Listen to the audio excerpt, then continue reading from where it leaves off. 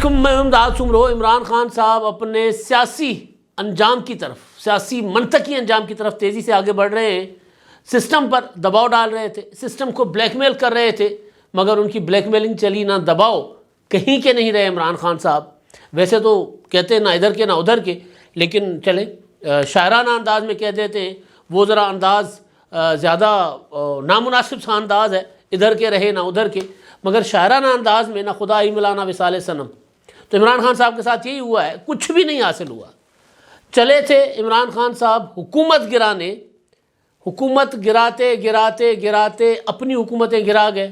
آخری ٹارگٹ عمران خان صاحب کا تھا کہ کسی صورت راجہ ریاض کو گرا دوں، قومی اسمبلی کے اپوزیشن لیڈر راجہ ریاض، اور راجہ ریاض کو گرانے میں بھی عمران خان صاحب ناکام ہو گئے۔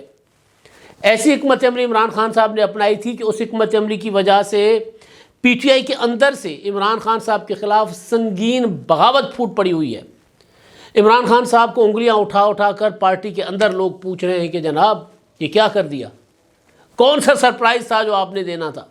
آپ کو یاد ہوگا دو تین دن پہلے جب پی ٹی آئی کے 35 ارکان کے استعفے منظور کیے گئے تھے، دوسرے مرحلے کے یا تیسرے مرحلے کے، تو اس کے بعد یہ کہا گیا تھا کہ جی عمران خان صاحب کے پاس بڑا سرپرائز ہے، آج کل میں عمران خان صاحب بڑا سرپرائز دیں گے۔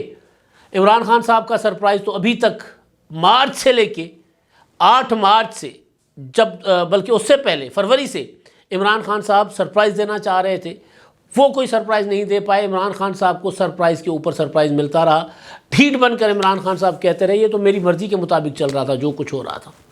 اب جناب آج یہ ہوا ہے کہ پی ٹی آئی کے 43 مزید ایم این ایز کے استعفے منظور کر لیے گئے ہیں، 2 کے نہیں ہوئے، ایک سردار طالب نقی اور دوسرے نواز الہی صاحب، انہوں نے چھٹی کی درخواست دی ہوئی تھی۔ انہوں نے عمران خان صاحب کا جو حکم تھا فرمان برداری کرنے سے انہوں نے انکار کر دیا تھا، اور وہ ان کے جو ہے وہ اپنا استعفے منظور نہیں ہوئے۔ اس سے پہلے آپ کو یاد ہوگا کہ 10 پہلے ہو گئے تھے، 11 ہوئے تھے، بلکہ اس میں ایک پھر واپس آ گئے تھے، شکور شاد کراچی والے، تو وہ ہو گئے 10، اس کے بعد پھر 35، پھر 35، پھر 43۔ تو حساب کتاب لگا کر کہا جا رہا ہے کہ 123 ارکان جو ہیں تحریک انصاف کے، 2 یہ نکال کر اور 22 یا 23 جو راجہ ریاض گروپ ہے وہ نکال کر، باقی جو بچتے تھے 123 سارے کے سارے استعفے ہو گئے منظور۔ عمران خان صاحب رہ گئے کلے، سب ہو گئے فارغ، کیونکہ اب عمران خان صاحب نے جو الیکشن جیتے تھے 16 اپریل کو، اب اس کا وہ جو 7 حلقے تھے، 7 حلقے جیتنے کے بعد اچار ڈالنا تھا، تو اچار ہی ڈلے گا ظاہر ہے۔ اسمبلی سے باہر رہ کر، اسمبلی کے اندر، اسمبلی کے ممبر بن کر، اسمبلی کا حصہ بننے کے بجائے استعفے دے کر باہر رہنا، اور پھر یہ کہنا کہ دیکھو جی لوگوں نے میرے اوپر اعتماد کیا ہے، لوگوں کو پتہ تھا کہ میں نے اسمبلی میں نہیں جانا، اس کے باوجود لوگوں نے مجھے ووٹ دیا ہے۔ لوگوں نے ووٹ دیا، ایک بار دیں گے اس طرح، اس کے بعد لوگ بار بار ووٹ دے کر خالی اچار تو نہیں ڈالنا ہوتا۔ لوگوں نے، لوگوں کے حلقوں کے مسائل ہوتے ہیں، اور قانونی اور آئینی طور پر بھی یہ نہیں ہو سکتا کہ آپ کسی ایک حلقے کو زیادہ دیر اس چکر میں خالی رکھ سکیں۔ قانون جب ہوتا ہے نا، قانون جو ہے وہ ارتقاء کے ساتھ ساتھ آگے بڑھتا رہتا ہے، تجربوں کے ساتھ ساتھ۔ اگر یہ تجربہ ہوا ہے کہ جی ایک شخص بار بار الیکشن لڑ کے ریزائن کر لیتا ہے، عادی مجرم بنا ہوا ہے، تو اس کے لیے کیا قانون کہے گا؟ ابھی اگر قانون خاموش ہے تو کل بن جائے گا۔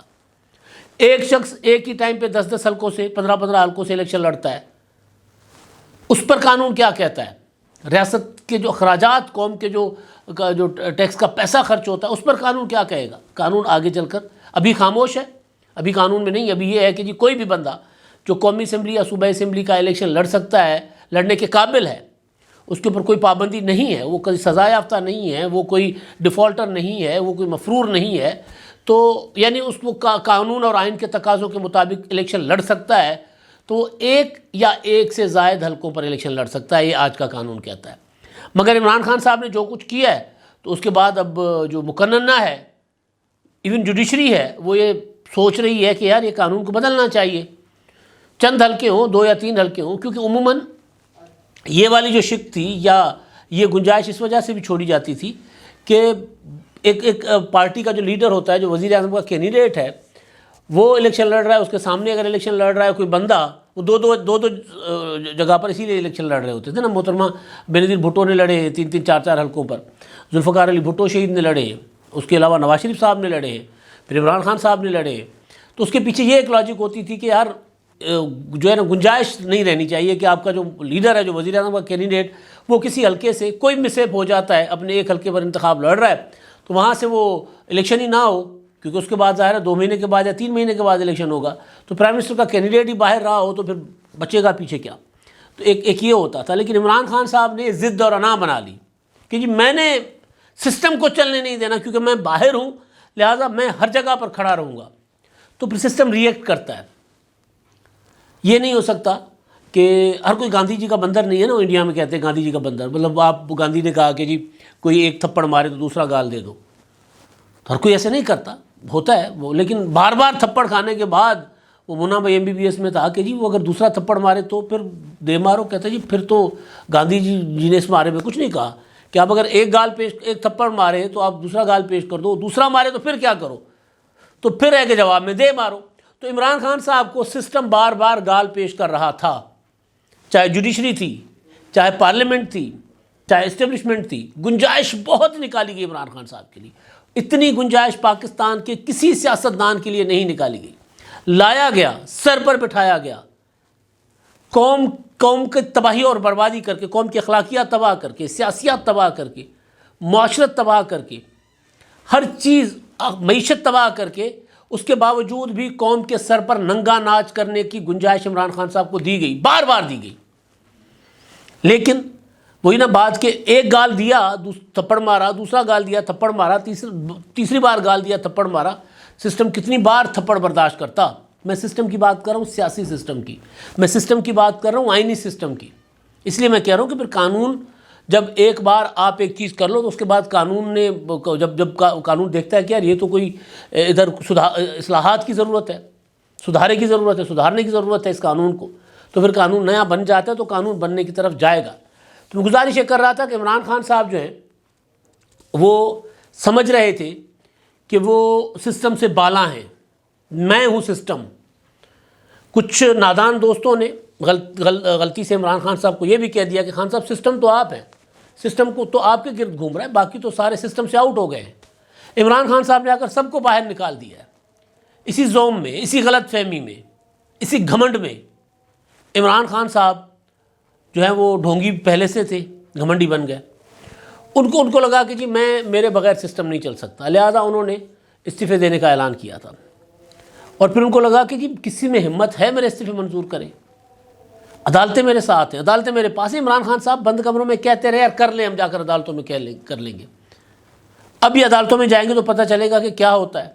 لیکن بہرحال 35 استعفے، 70 اور 80 استعفے منظور ہونے کے بعد عمران خان صاحب کو لگا کہ نہیں یار معاملہ گڑبڑ ہو گیا ہے.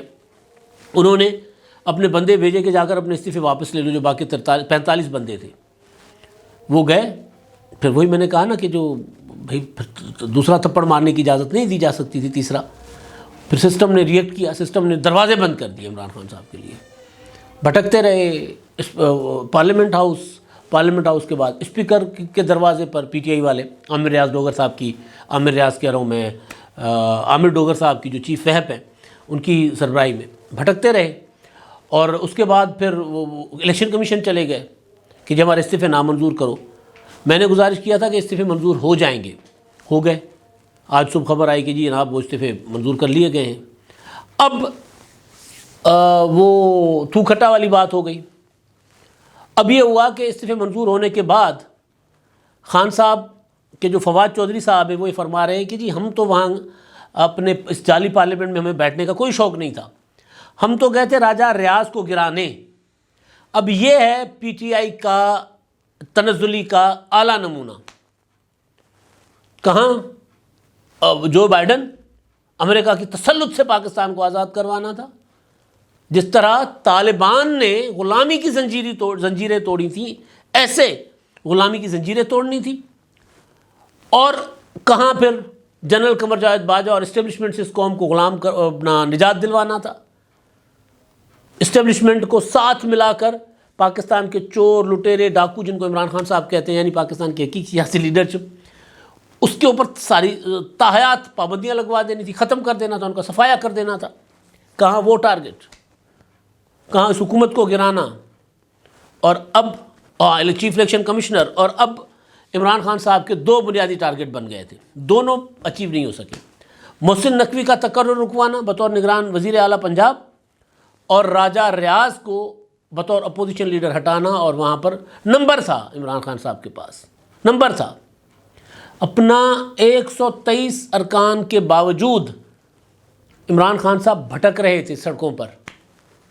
بھئی اگر رسوائی، خواری، گلیوں کی خاک چھاننا، ذلیل و خوار ہونا، مطلب میں شاعرانہ انداز میں بات کر رہا ہوں، اگر کسی کے نصیب میں ہو، یا کوئی خود اگر اپنا نصیب لکھ لے کہ بھائی آپ کا گھر ہے پارلیمنٹ، آپ نے لوگوں سے ووٹ لیا ہے، آپ وہاں بیٹھے بغیر آپ کہہ رہے ہیں کہ نہیں میں نے فیصلے سڑکوں پر کرنے ہیں، تو اس کا مطلب ہے کہ ذلیل اور رسوا ہونے کا فیصلہ آپ نے خود کر لیا۔ اور ایسا ہی ہوا۔ 2 لانگ مارچ کیے، 100 سے زائد جلسے کیے، یا 60 سے زائد جلسے کیے، اب پتہ نہیں کتنے ارب روپے اس پر لگائے، 2 الیکشن جیتے، اس کے باوجود کچھ نہیں حاصل ہوا۔ پنجاب حکومت بنوائی واپس پرویز الہی صاحب کی، اور چودھری صاحب نے جو کچھ کیا اپنے لیے کیا، عمران خان صاحب کے لیے نہیں کیا۔